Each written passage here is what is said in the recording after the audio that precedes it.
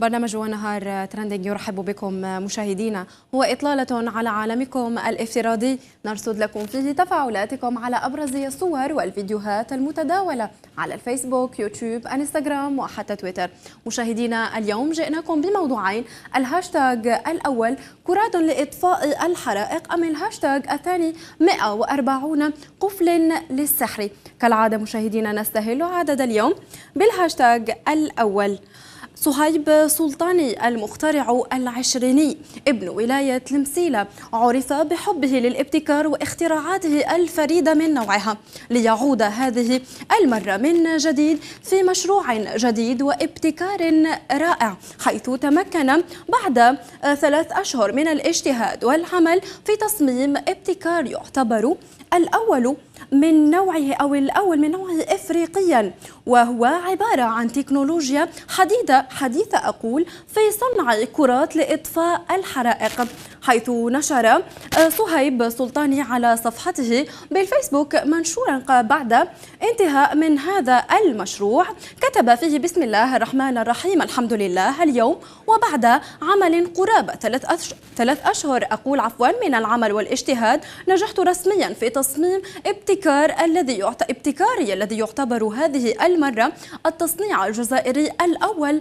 إفريقيا. العمل هو عبارة عن تكنولوجيا حديثة في صنع كرات لإطفاء الحرائق، جاءت بعد تفكير لحل مناسب يساهم في إطفاء الحرائق الأخيرة في الجزائر. مميزات هذه الكرات: أولا إطفاء الحريق بسرعة، بحيث قدرت السرعة في الثانية الواحدة إلى 3 ثواني نهائيا.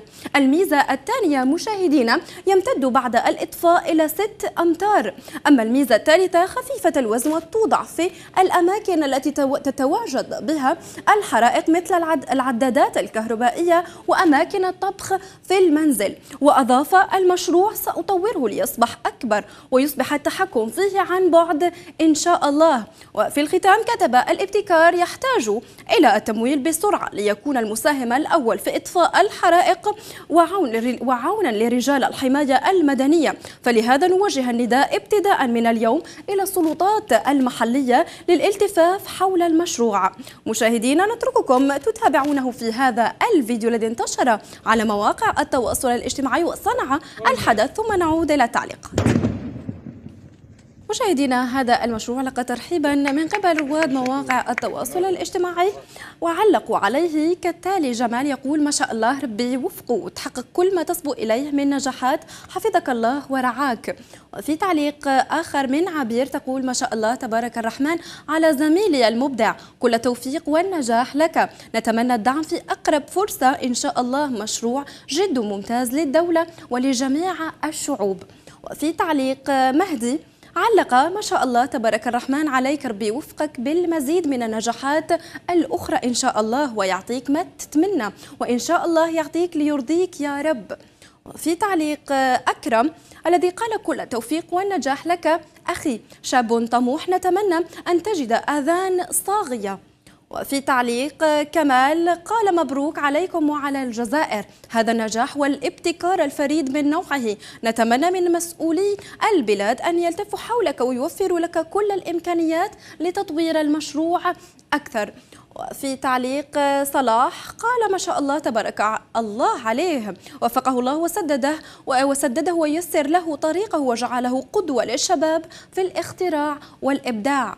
إذا مشاهدينا كانت هذه أبرز تعليقات. ننتقل إلى الهاشتاج الثاني: القفل الصغير أو الكادنة كما يسميها العامة، من رمز للحب إلى أداة سحر قوية.